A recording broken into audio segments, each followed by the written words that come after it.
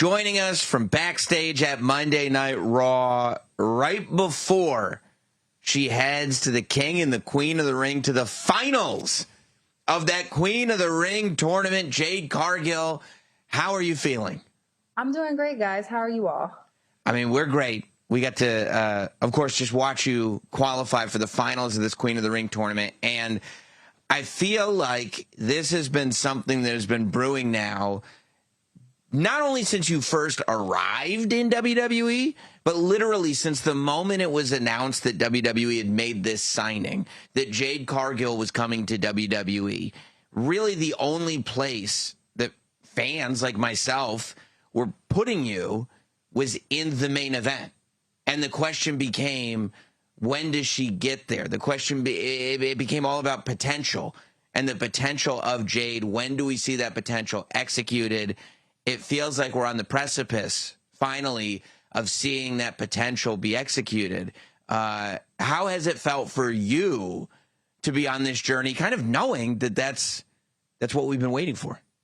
It feels great. You know, I'm by myself now, right? So I'm out here. I have to kill it. Like, I have no choice. I have to go out there and deliver. I've been waiting for this moment. You know, I'm excited to be here. I'm excited to go on the ring and show everybody what I've learned at the PC and learned from my peers here at WWE. It's a long time coming. And the crazy thing is I have so much more to do. Yeah. Is it for you as a human, as an athlete, is it difficult to hear, just trust the process, you'll get there when the time is right? Or are you a person that does kind of trust that process and doesn't mind taking your time? It's a tricky game, right? Yeah. Being an athlete all my life, you know, sometimes you just have no choice. And in this industry, obviously, you have no choice. And when you have that time, that minute, that second, those 15, whatever it is, you have to go out there and deliver. I had no choice but to trust the process. But one thing I do is I do trust the process, but also I have to do my part into bringing that process into fruition. And if I just continue to go out there, deliver, the sky's the limit. It does feel like a lot of pressure for somebody like you. It feels like a lot of pressure, like the minute you step foot. It's not like to an extent, I think there were a lot of people not really willing on the fan side to give it time. A lot of us were going, no, look at the presentation, look at what this looks like, look at what this can be. Now is the time. And for you to kind of have to, every single time that entrance hits, deliver on that level in the ring and show that, like, yes, I am that superstar that you see in front of you. That feels like a lot. You know, pressure makes diamonds. Yeah. I welcome it. I love it. I've dealt with pressure my entire life playing sports. You know, I'm the one that wants to hit the game winner. You know, I started my first match on national TV with Cody Rhodes. You know, I'm used to the pressure. You know, it's all about how you deliver. It's about breathing. It's about delivering. But also, again, we have a stellar locker room. You know, and everybody wants everyone to elevate and get better. And I'm not going to just show up. I'm going to show up and show out. Is there pressure? No pressure. What pressure? What pressure? This is what I do. Is there any part of you that wonders now, okay, we are within 2 matches of being a world champion, right? For whichever type, you're within 2 matches right now, which is closer than you've ever been. But at the same time, if you go to the finals of this tournament and Asuka beats you, where do we go from there? We need to revert that. Go back. Okay. Please. When. I see. You're saying this is a scenario. This scenario that I've painted is not one that exists in the world of Jade Cargill. No, it's black or white. Right. It's when. But I love it. Keep going. I'm listening. I love this. Well, you said you're going to win, so that would mean that you were Queen of the Ring, and then you would have a world title opportunity. But perhaps the most dangerous woman in WWE holds the Money in the Bank briefcase, and you two have quite the history. Have you at all thought about that, or are you just focused right now on Asuka? You asked me, she's Speedy Gonzalez. So you tell me what I should be afraid of. If anything, she should be afraid of me. She always sneak attacks me. That's what she's great at. She's a specialist in that. I think that she's great. She's great at running. So should I be worried? No, I'm not worried about anything. This is what I do. I'm going to go out there and deliver. And I wish her the best. It sounds like a failed cash in to me. Unfortunately, right? I'm just saying, you gotta believe in yourself, guys. No, you're 100% right. You're on the right track. What did being in the tag team division for as long as you were and as dominant as you were, I felt like you and Bianca did a lot, not only for yourselves but also for the titles themselves. It became, I think, bigger when you guys held the Women's Tag Team Championship. What did that, being a part of that team, which hadn't really done before on that level, like being a regular part of a team, especially with somebody like Bianca Belair as a performer, what did that do for you? It was great. You know, we both came together. We thought it would be great for the division to elevate the tag team titles and bring that light, that aura to those titles, and we did exactly that. It's sad the way things went about. But while we were in it, I thought that we had fun. We delivered. We were two powerhouses out there showing up and shining. And now we're on to the next. I want to go back to your first appearance in WWE at that Royal Rumble when your name flashed across the screen and it got the reaction that it got. I would imagine, for somebody in the position that you're in, that's kind of this sort of make or break moment to start things, right? Like, people say they care. Do they care? How did it feel the first time you stepped foot into a WWE arena on a stage that big and then got in the ring and listened to what people were anticipating?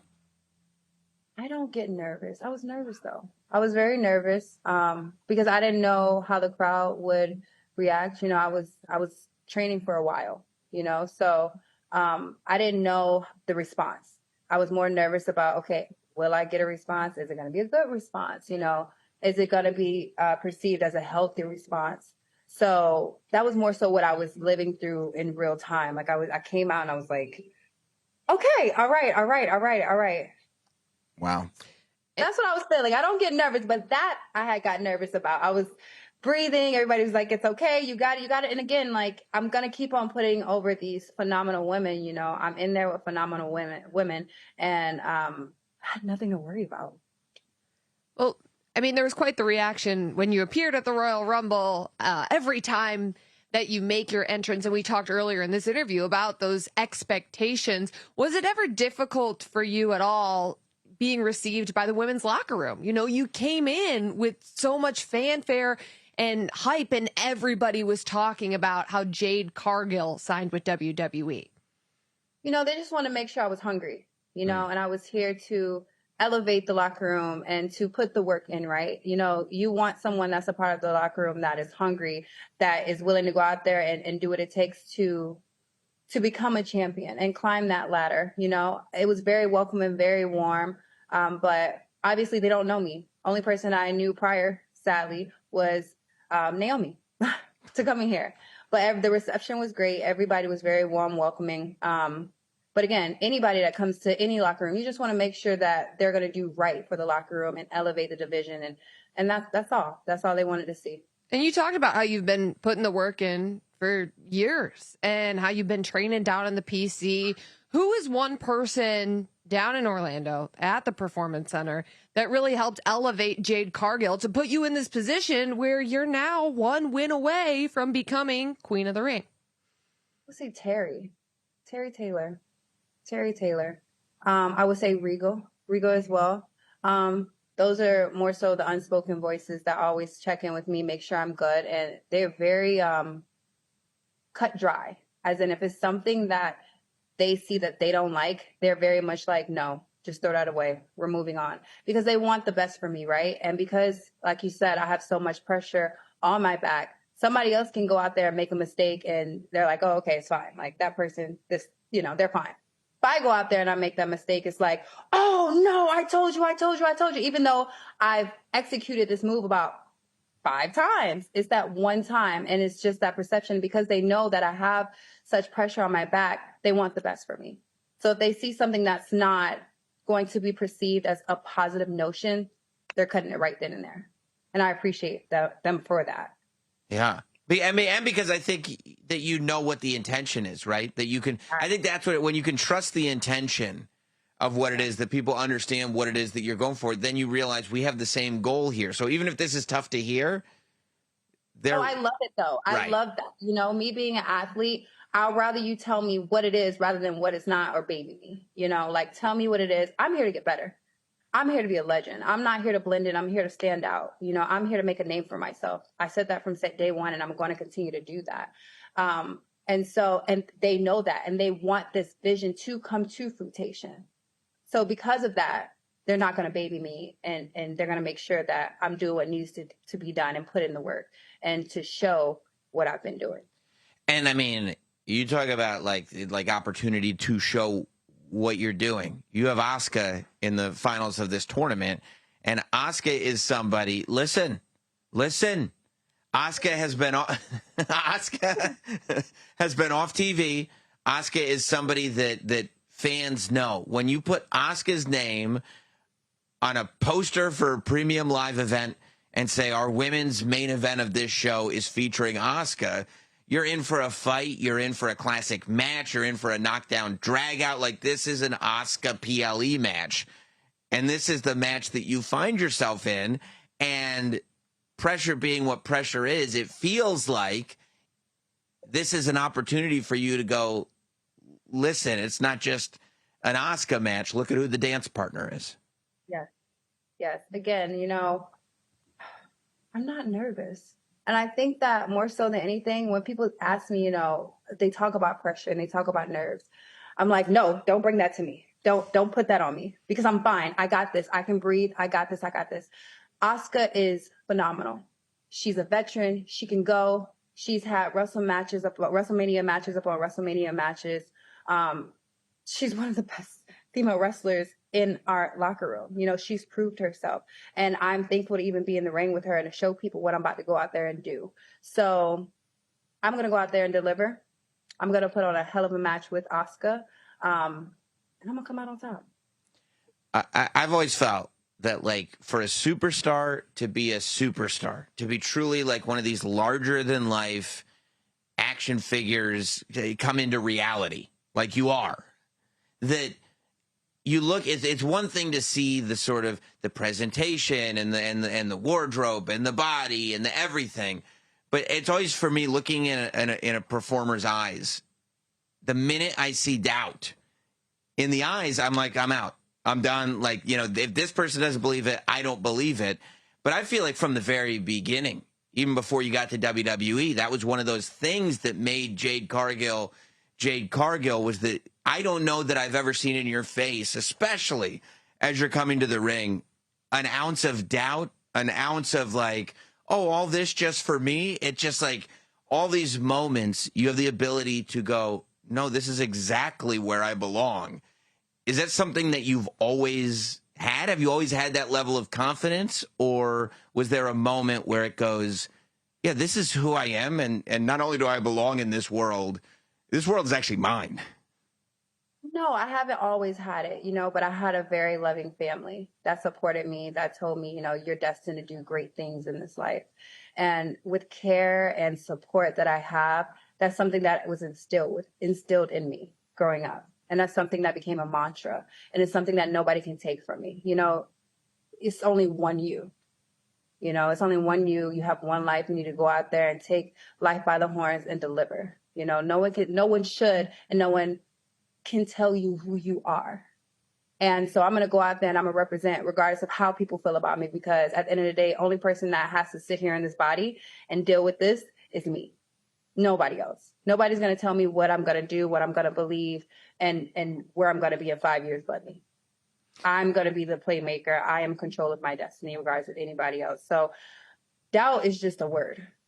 It's a word that I don't believe in. If it enters my mind, like I said, take it off. I'm like, get it out. That's just something I don't believe in. I believe so much in what I do, and because I put in the work and I put in the time, I believe in it. You know, I put in the work. So there's nothing that anybody can say that makes me feel like I'm shook. Yeah.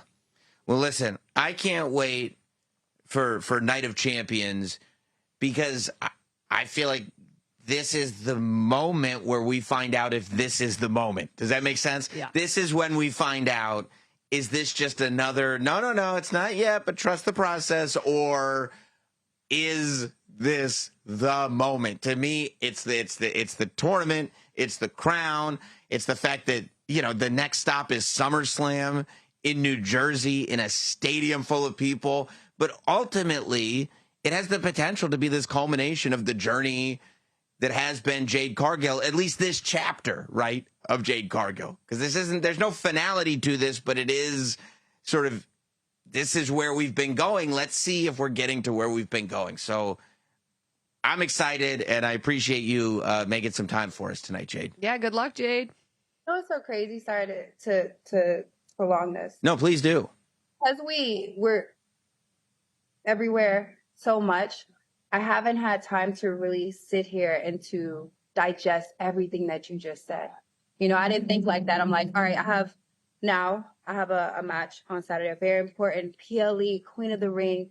That's amazing, you know? But I didn't think of what comes after that when I win. You know, I'm not thinking of all that. You know, I'm kind of just trying to make it to the next day, you know, like live in the moment. And right now you're putting things in, I got goosebumps. You're putting things in perspective for me. And I feel like, wow, wow, it's the summer of Jade. And that fires me up. And I'm just so excited. And I'm happy to have the fans along for this ride and to see me grow and develop in this industry. I'm very thankful for them, because who am I without my fans? But you guys, oh my gosh, I'm getting goosebumps because I didn't think of that. So thank you for allowing me to slow down right now and put these things in perspective, and to be grateful of the position I'm in, because a lot of people don't get this position.